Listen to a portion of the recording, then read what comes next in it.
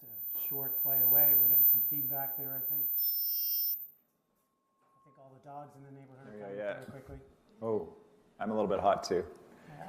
There we go. Thank you.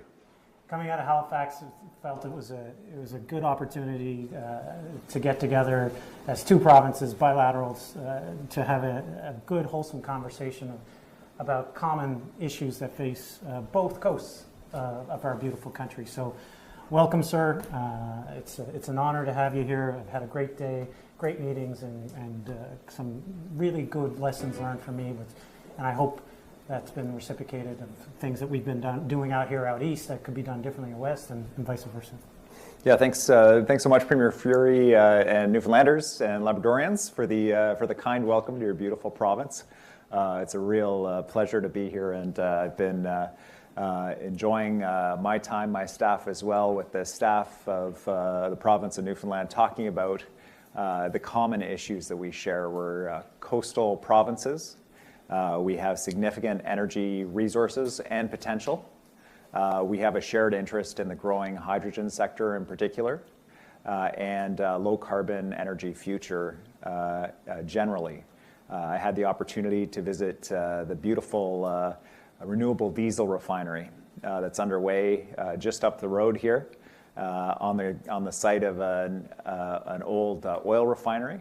We have a renewable diesel refinery as well in British Columbia, also on the site of an existing oil refinery, showing the way forward on low-carbon energy. And it's wonderful to see the scale of what you're doing here in Newfoundland on that front. Your leadership around hydrogen as well, Premier Furey, is inspiring to us in BC. We have about 50% of Canada's hydrogen businesses in British Columbia because of the history of the Ballard Fuel Cell Company in Burnaby, British Columbia, and to see what you're doing out here, showing the way forward in green hydrogen generation, is very inspiring for us in British Columbia as well.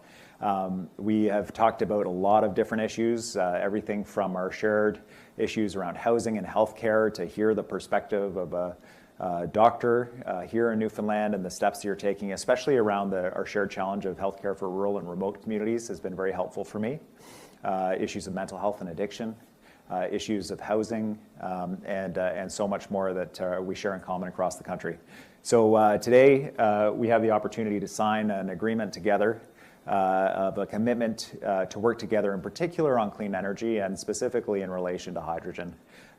We have a federal government partner that it is helpful when provinces work together to find efficiencies, to share and collaborate on best practices as we develop this new sector in the clean energy sector generally, so that we're coordinated across the country and things can happen faster and more efficiently. And with the leadership of Newfoundland on this important file and some of the technologies that BC can bring to bear and our own aspirations around hydrogen, we're a great pair to do that work with the federal government. So I'm really excited that we're able to sign that today. Absolutely, it's fantastic. It's a great opportunity for both coasts of the country to lead the rest of the country in the green transition. There are indeed significant similarities and synergies that exist between both jurisdictions. We have, of course, been leading, I think, the rest of the country with respect to the governance and structure around the hydrogen development piece. We have distinct markets. Obviously, our markets will be focused on Europe and the northeastern seaboard of the United States. Asia would be the obvious export market for British Columbia. So this is in no way a competition. This is indeed truly sharing our experiences, sharing our governance structure, sharing our processes, all in an endeavor to create green hydrogen, which will be a fuel and part of the key towards driving a net zero economy in the future. So couldn't be more happy to have you here today. And I know you just touched on briefly some of the other issues we talked about, and for me, that was extremely helpful to be able to hear the view of British Columbia on things like housing and mental health and addictions has been extremely helpful, because we know that you've been under a housing crunch far ahead of the rest of the country.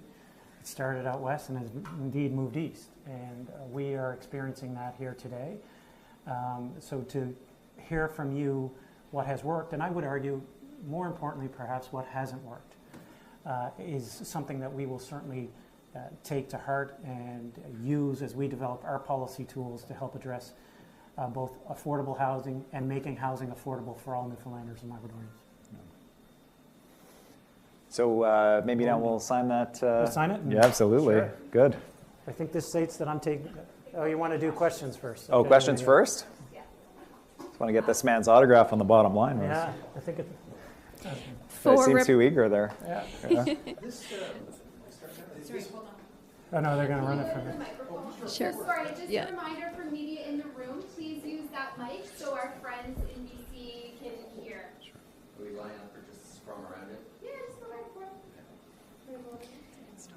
All right, Dave, you can go now, sorry. Did this partnership strictly come out of these meetings in Halifax, or had you guys been talking or collaborating before this, or just is this all fresh from these most recent meetings? No, I mean, Premier Eby and I have had the opportunity to work together since the last COF meeting, really, when we met in person for the first time in Winnipeg. I had a great relationship with his predecessor and Premier Horgan, especially on the Canada Health Transfer file. We talked there. We have a lot in common, even though we're on two separate coasts. And so this was, the friendship started there, but then it developed into a policy discussion, particularly around the issues that we've already described, but more specifically, how exciting the hydrogen space is for Canada in general, but specifically how important both coasts play in that development in terms of transportation and development of the product itself. And so it didn't occur over a pint in Halifax.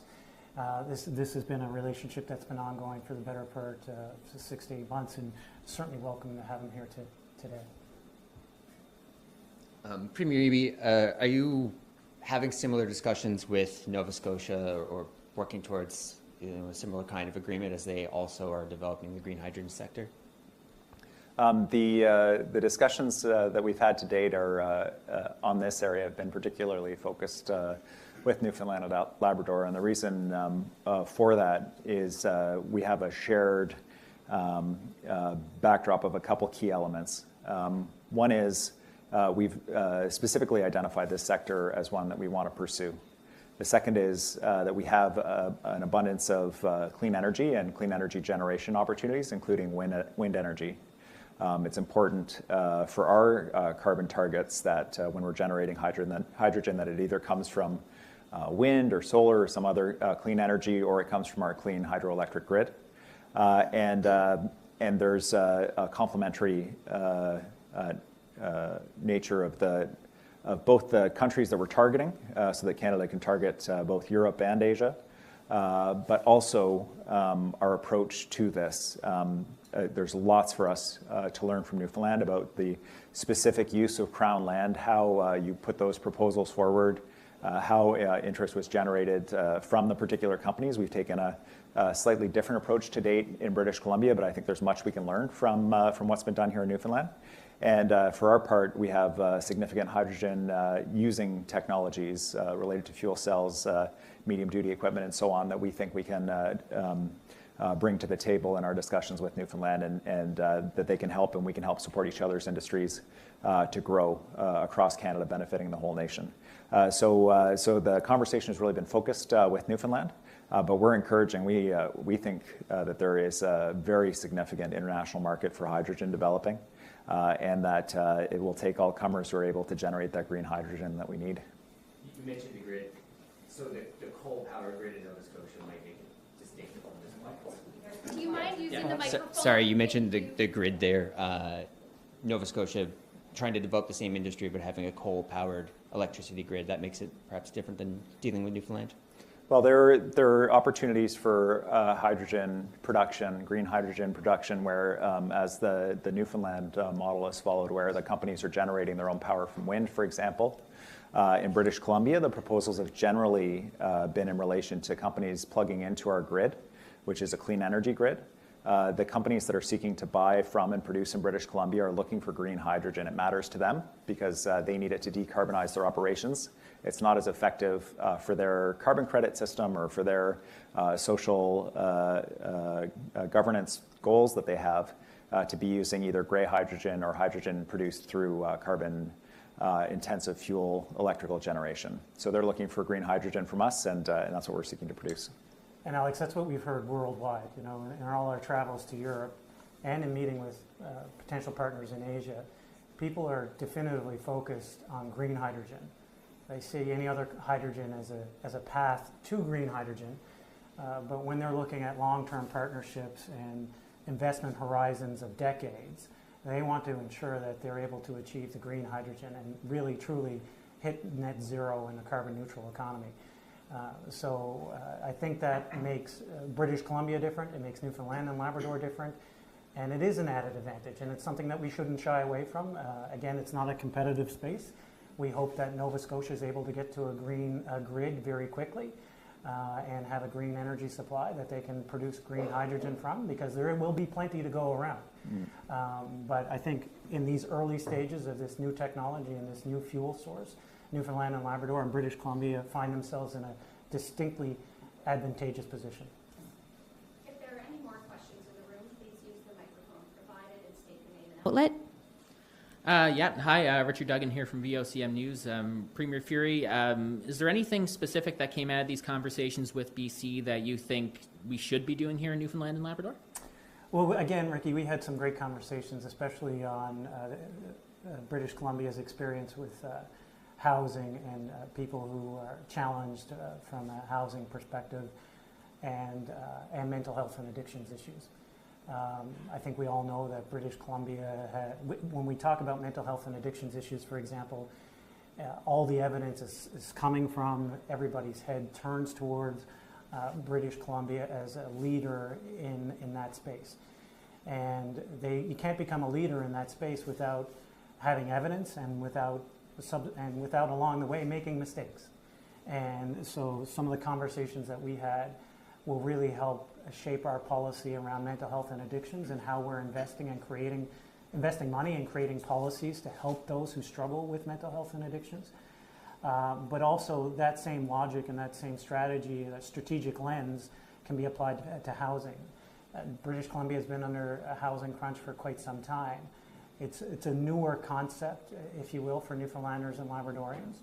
And while we are making aggressive and acute strategic strides, we want to having the ability to lean on a friend like David enables us to have learned lessons and quality evidence that will drive the policy-making cycle to ensure that we are enacting policies that will truly make a difference and are not just reflexive, but are thought out to help people who are struggling either with mental health and addictions or the housing crisis that we see right now. And that is definitively not just social housing or affordable housing, but housing that is affordable for all Newfoundlanders and Labradorians. Yeah, I think a couple pieces.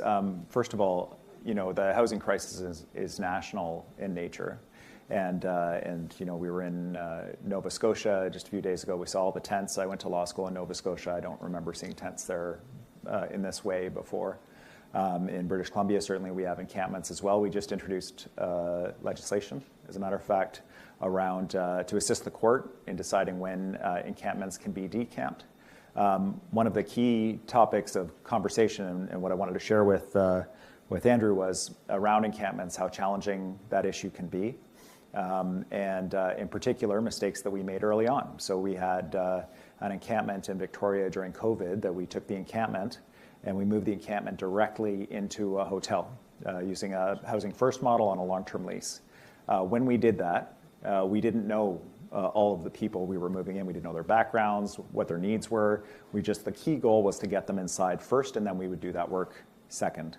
What we had to do was ultimately close that hotel because we moved people in that were not in a place to live in a cooperative way with neighbors that were in some cases dangerous. And it was just a lesson learned for us in terms of decamping a site, how important it is to have people move from an encampment to shelter, a dignified shelter with privacy, with meals, with showers, those kinds of things, not a mat on the floor. But to get to know them, to make sure that we're housing them in appropriate sites. There are people who live in encampments who can go and live in market housing with a subsidy. There are people living in encampments who need intensive mental health and addiction support. They can be living in tents side by side. That doesn't mean they should be living in rooms side by side in whatever building that you're going to move people into. So that was something that I shared with him about a lesson learned from British Columbia as we respond to the homeless crisis in our province. And generally, and I know it's different in every province, but I've been forwarding my wife real estate listings from here. It is, I know it's acute here. I know people are feeling the pressure here in Newfoundland and Labrador, and for a bunch of different reasons. And I can tell you that you know, from the perspective of BC, the sooner you're able to get a handle on this, to build the housing you need to avoid being in the position that British Columbia is in, where we had a government for 16 years that ignored the housing crisis and told people if it's too expensive for you, move somewhere else. The market will not solve these problems by itself, so government needs to show that leadership role. So when you're, it's certainly, I'm sure, painful for people now.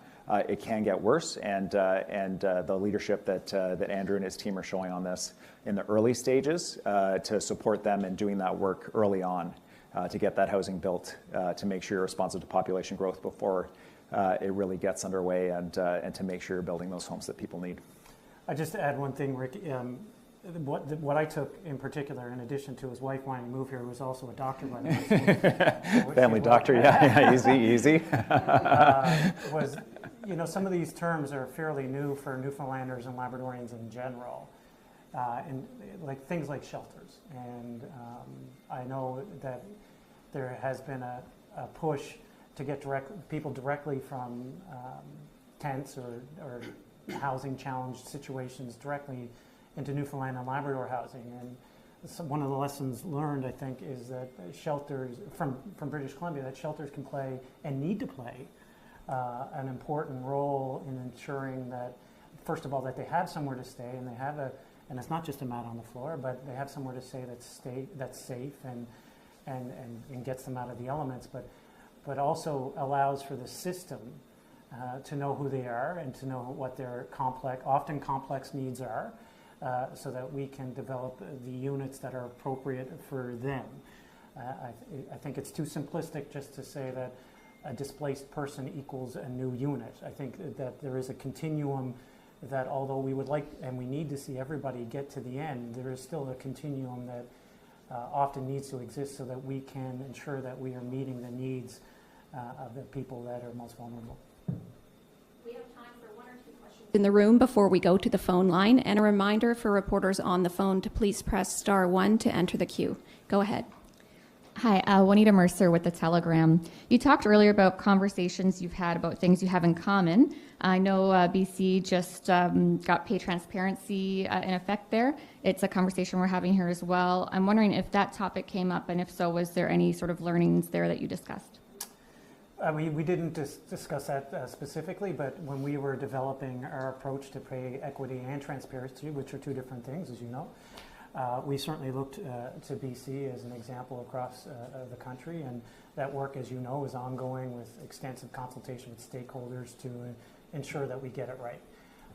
So we look forward to updates as the feedback comes back from stakeholders, but BC has certainly been a leader across the country when it comes to BC and PEI, frankly, pay equity and transparency. And so when we were developing our strategy, our strategic approach to this, certainly we looked to other jurisdictions, and British Columbia was certainly one of them. Our legislation came into effect on November 1st, so we'll provide a living model for Newfoundland to look at and to build the 2.0 version right here.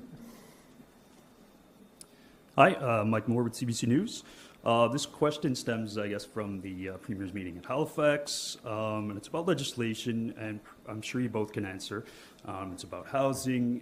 Premier Furey, we'll start with you. Are you concerned that bringing in provincial legislation to limit housing funding deals from the federal government, or between the federal government and municipalities, could that further slow down housing builds? No, what I am concerned about, though, is if the federal government attempts to deal with municipalities, towns, and LSDs exclusively in Newfoundland and Labrador, that many of those towns and municipalities do not have the capacity currently to meet the demands of a federal application. So consequently, what happens is that funding becomes stranded, or it gets displaced to municipalities around the country that can easily complete those forms and meet all the eligibility criteria, which I'm sure you've filled out a passport form. The federal forms aren't always easy. And as a result, what will end up happening is, God love them, but Vancouver will get a lot of the funding, whereas Grand Falls, Windsor, Bonavista, Port aux Basques, I would, and potentially even St. John's doesn't have the capacity to meet the overwhelming demands of bilats between a municipality and the federal government. So that's my principal concern. And in addition to that, of course, there's jurisdictional creep, which we're all very wary about as provinces. It feels like it's happening more and more. I don't think, to be fair to the Prime Minister, I don't think that's being done with any malice or any malintent. I think it's just the nature of creep, that it's happening, and that's the nature of the Federation as provinces to feel when that's happening, to push back. Yeah, for British Columbia, we have a number of cities where we've put housing targets on them. You have to build this number of housing, you have to build this kind of housing by this date. And the federal government has a municipal accelerator fund to help get housing built faster. You would think that it would be a no-brainer that the cities that have the housing targets from the provincial government are the same cities that are the focus of the federal government through their housing accelerator fund. It's not the case. And in fact, that is very common in the housing world. We've been asking the federal government, and I think we're making some progress, but we've been asking them to work with us more cooperatively in leveraging greater affordability when we work together. That housing piece has been, I will say, an irritant in our relationship with the federal government. My concern is that this next phase, they're talking about the potential for refilling the infrastructure funding for the country. And we just cannot have a situation where the federal government is entering into direct agreements with cities around essential infrastructure without any provincial involvement, because we're on the hook for a portion of that funding. The cities can't fund it by themselves. They're going to be looking to us for funding. And we can't be certain that we have the same priorities as the federal government in terms of the infrastructure that's needed for the province. We think it's essential that we're all working together, city, province, feds, that no one level gets cut out. And in that way, we'll be way more effective and more coordinated. The discussion around the table of legislation, I think, could easily be avoided. The premiers have not sat down with the Prime Minister face-to-face in a first ministers meeting since 2018. Now, during COVID, there were lots of Zoom calls about COVID. But in terms of where the country's going on infrastructure, for example, we really need a face-to-face meeting, and we need to be working together, and currently we are not. And that can be easily addressed if the federal government wishes, without anyone having to pass a law. We're going to reporters on the phone Actually, next. I got one more question here, please. Okay, one more. David Salter, NTV News. Just want to get back to Come By Chance today, the tour of the refinery, the purpose of that, and the takeaways from that today. Well, Premier Eby and I both share the common goals of moving towards a net zero carbon economy, and this, what's happening in Come By Chance is really world leading. You're taking a brownfield site, and it's never going to be, it's never going to be turned into a school playground. We know that. So how can we redevelop that site to meet the demands of a modern global economy that is very much has to be focused on net zero? And to see that Come By Chance refinery being retrofitted to a biodiesel plant, one that will meet the demands of the California economy, just let that sit in for a sec, is quite striking. And it shows that Newfoundland and Labrador can be leading with respect to both its innovation and technology to provide the energy that the world needs right now, whether that's hydrogen or biodiesel or jet fuel in particular as we advance. So it was, as a premier, it's nice to see that project going, because as you recall, in COVID, there was a lot of discussion, a lot of debate about how we were going to try to keep this facility going, and the government obviously invested to keep it in warm idle, and it's very exciting to see the other side of that warm idle, to see 1,000 people, David, on the site today, energized, working, living in the local communities, Arnold's-Court, Clarenville, and making sure that this asset that we have is being transformed to meet the demands of a modern global economy. And I know that Premier Eby has one in British Columbia as well, by the way, not to the same scale as this one. But I mean, like for Newfoundlanders and Labradorians, that's sometimes hard. We live in a bubble, and we don't think that we can reach that new height, but this is certainly a big scale. Well, I'll say this, as the Premier of the home of Canada's first fully renewable diesel refinery. It's obviously, there's a couple pieces to the visit. One is inspiration for those 1,000 workers that were on the site today to get the job done and maybe be Canada's first, but certainly Canada's largest, and it's inspiration for folks at home in BC around what's possible, especially workers in the oil and gas sector. You know, these are workers that are wondering, you know, is there a future for me in a low-carbon economy? Does the government have a vision for where me and my family, where we're going to end up? And there's no better evidence than what's happening on that site right up the road, or in Prince George, British Columbia, where on the existing oil refinery site is where our renewable diesel refinery is. I have to say, the scale of what you folks are doing here with that site, the fact that, you know, every person that we talk to used to work at the oil refinery itself. Now they're working at a zero carbon facility, and plus they need more people. It was heartwarming, inspiring. It's an inspiring story for British Columbians about what the future looks like, and that these are real jobs, and that there's a bright future for our resource workers here in Newfoundland and in British Columbia alike. We're going to reporters on the phone next. When your name is called, please unmute and go off speakerphone so we can hear you properly here in the room. Reporters are limited to one question and one follow-up. And our next question is from Richard Zussman, Global News. This is for Premier Eby. I'm hoping someone there is screeching you in at some point during your trip. Got to kiss that cod, Richard. Here, veterans here are raising concerns that in the past they've been able to... Richard, we can't hear you. Can you hear me now, Aileen? It's still pretty crackly. Hello? Okay, not me, I don't think. I can try, I can keep talking. How does that sound? Yeah, I think it is on your end. If you can try something. He's trying to see how much screech you had last night. Yeah, that's right. Yeah, totally. Yeah. It's a different... Premier, can you hear me? I can hear you now, Richard. That's much better. Thank you. Good. I'm going to make sure I don't get yelled at by the people here in the legislature. I'm just moving closer to the window. Veterans are telling us that in the past they've been able to apply to ICBC to get a special permit to drive their collectible or military vehicles during Remembrance Day ceremonies. This year they're being told they're not being able to get those licenses.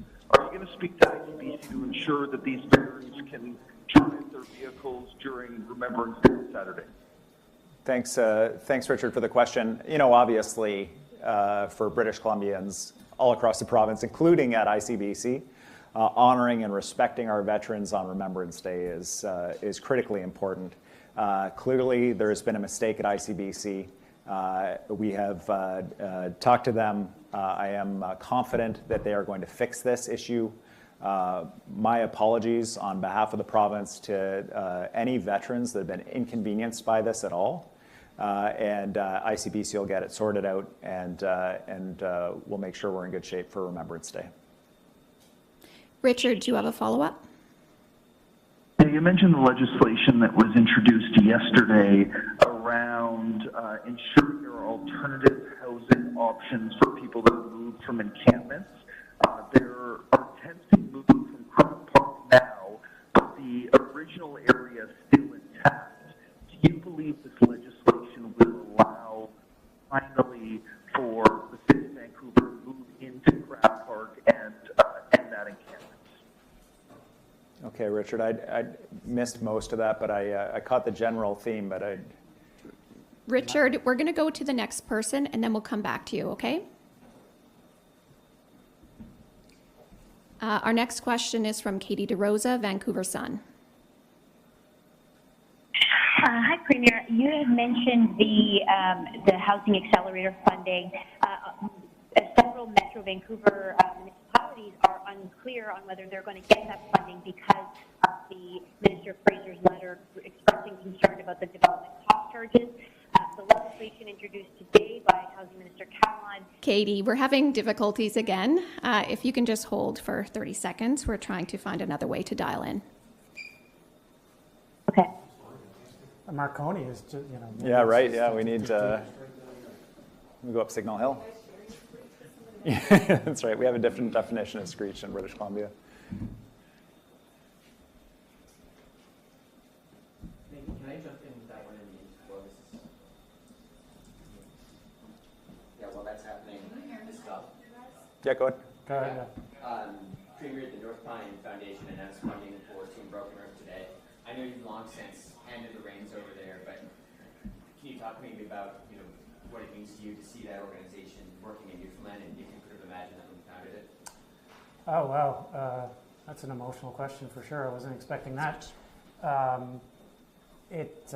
No, I mean, as you know, it started, or maybe you don't know, the first trip to Haiti started with 3 of us after the earthquake in 2010, and not in my wildest dreams did I ever think that it would grow to be a Newfoundland organization, or an organization at all initially, but a Newfoundland and Labrador organization, and then a national and international organization, and to see it grow to be a part of it, the growth was very exciting. It was professionally and personally very rewarding, but I think above all the individual rewards that I took from it, to see it succeed without me is a real testament to the model and to the people of Newfoundland and Labrador and the people of Canada, frankly, because this, of course, has started as a Newfoundland and Labrador-oriented mission, but is now in almost every province. There's teams from the United States, teams from the UK,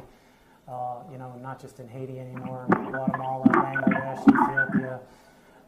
That kind of reach is something that I never would have anticipated, and it's exciting to see corporate partners come on. I tried really hard for a long time in my previous life to try to get corporate partners to see the value in it, and it's nice to see the hard work of that organization continuing with the recognition of significant donations, and that's the first I heard of the North Pine donation. So congratulations to John and to North Pine Foundation and to Team Broken Earth. All right, we're going to go back to Richard Zussman for his follow-up question. Go ahead, Richard.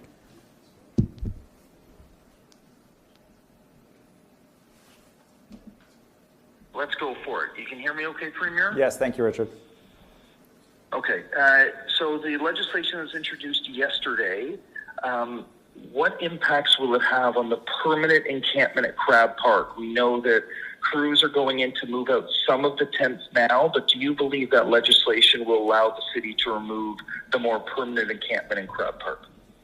The legislation itself is not about any particular encampment. What it's about is the moving target that has really challenged cities in understanding the standard that has to be met before removing an encampment. It's quite common now when there's an encampment that we see an application to court to prevent the removal of the encampment.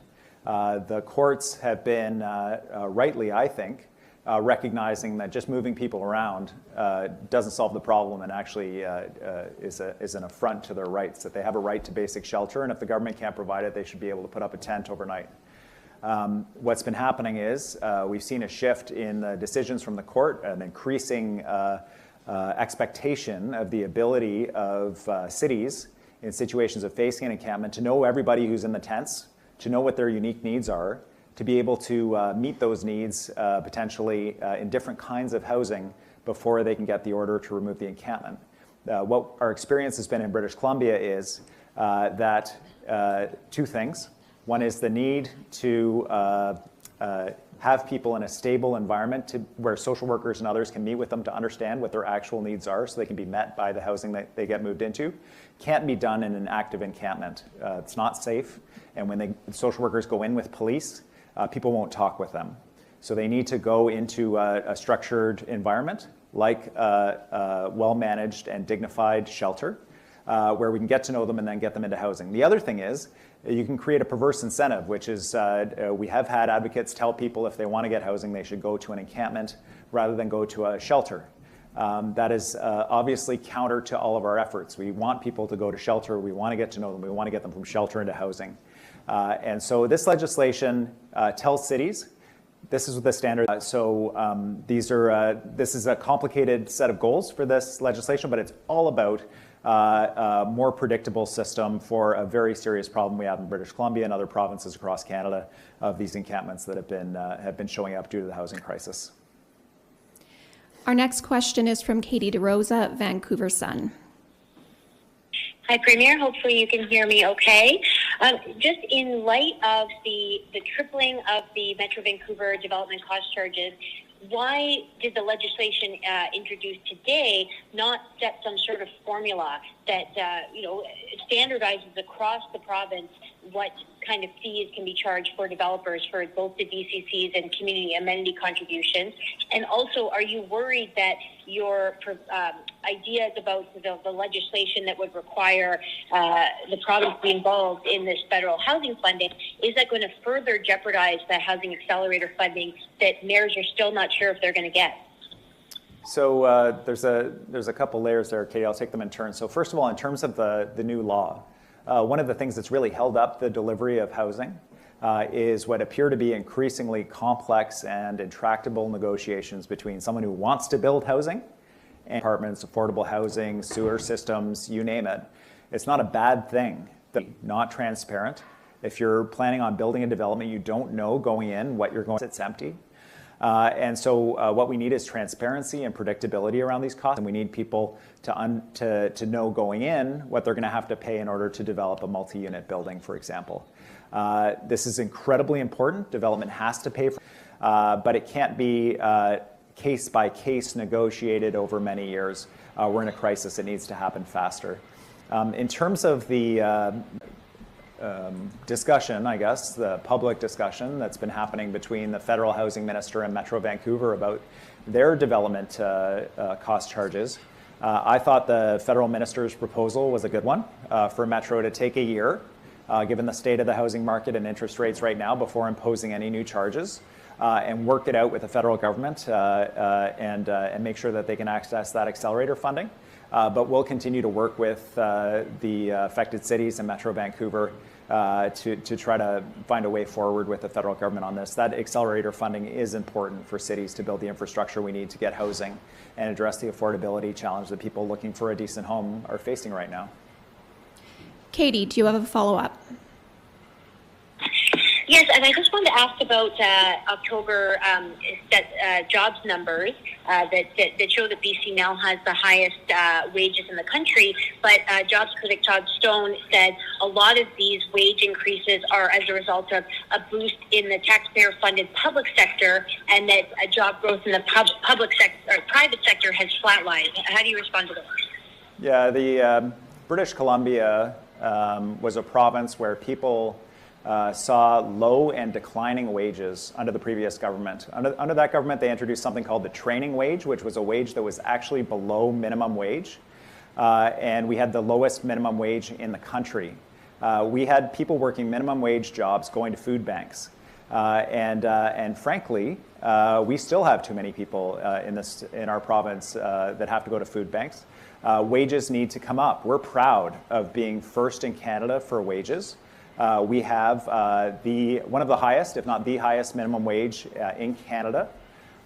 People who are working should not have to go to food banks. That was the previous government's position. I'm disappointed to hear that they're opposing high wages for British Columbians, regardless of where they work. And the transparent facts are that we have created way more private sector jobs than the BC Liberals did. We created 60,000 jobs last year. The vast majority of which, almost in excess of 2/3, were private sector jobs. We are seeing private sector job growth again this year. We have one of the lowest unemployment rates in Canada, despite having one of the highest wages. I know they don't like doctors and nurses and teachers and police officers and all those public sector workers earning a decent income, but to be so transparent about it is surprising to me. Our next question is from Rob Buffum, CTV Vancouver. So, hi, Premier. Thanks for taking my question. It relates to the carbon tax. Hopefully you can hear me okay. Coming out of yesterday's Premier's conference, the message was that the Premier's had a unified front in terms of that issue, but we had, Manitoba's NDP Premier pushing for a break on home heating fuels, including in relation to natural gas. Obviously, in the Maritimes, we know about with Newfoundland and Labradors, getting a break on a big part of their fuel with oil. What do you say to people in BC who say, we aren't getting a fair deal, so to speak, unless you advocate for a break on natural gas here? Well, I'd agree with British Columbians to say we're not getting fair treatment from the federal government on this initiative. We have 30,000 families that use heating oil in British Columbia. They deserve the same co-delivery model of heat pumps to help them get away from that terrible feeling of when they hear the fuel truck pull up, to know that they're going to be getting a multi-$1,000 bill in the mail. We can help them reduce their carbon pollution, and we can help them save money if we get the same opportunity that we've seen here in Atlantic Canada and British Columbia, co-delivering those heat pumps to people for free. I think it's a great initiative, and I congratulate my friend here, Andrew Furey, for negotiating it from the federal government. We want to see it in BC too. It has seen massive impacts of climate change. $1 billion year in forest fires, 6 firefighters dead. The threat of one of our major cities, Kelowna, burning down. We've already lost a whole city, Lytton. We had pine beetle overwintering, killing our forest industry. We have a major river drying up, the Cowichan River, fed by pumps all summer as we're in year 4 of an epic drought. And at the same time, massive floods, atmospheric river in Abbotsford, the diking systems that we have to build, the forests that we have to clear from around cities and watersheds to make sure they're safe in the event of fires, the climate adaptation we have to do, the emergency response we have to do. If we got rid of our carbon tax in BC, it would be double-digit tax increases for businesses and individuals. That is not my statistic. That is the leader of the opposition, Kevin Falcon, who's advocating for exactly that outcome right now. It is a very different situation in British Columbia. We've had a carbon tax in excess of a decade, and our focus is on protecting people, not on protecting heat sources, giving people rebates from the carbon tax to support them with the cost of daily life. We're going to continue to do that, and with the federal government's help, we'll expand it. Rob, do you have a follow-up? I do, and it relates to the Housing Accelerator Fund. I just wanted to get your reaction or your thoughts. I know it's come up earlier, but this idea that provinces may consider enacting legislation to prevent the federal government going directly to municipalities and kind of cherry-picking who's going to get funding based on those individual agreements. Would BC consider bringing in legislation to prevent that? Well, we signed on to the communique yesterday to communicate frustration on 2 separate points. The first is that there hasn't been a face-to-face meeting of First Ministers, which means premiers and the Prime Minister, on matters of national importance to discuss openly at the table since 2018. It just hasn't happened since I've been Premier. I've been Premier for a year. And many of my colleagues around the table have never had the opportunity to do that either. The closest we got was the health deal, where it was presented to us, and that was the extent of the exchange at the table. And so that's something that has to change. The other frustration is that federal government programs have not been able to accommodate local realities and provinces. It was a frustration with housing, that we couldn't map up our housing target cities with the federal accelerator funds. Inexplicable to me why we weren't able to do that. And my concern is that that's going to happen again with a major infrastructure fund. We have huge infrastructure needs in BC.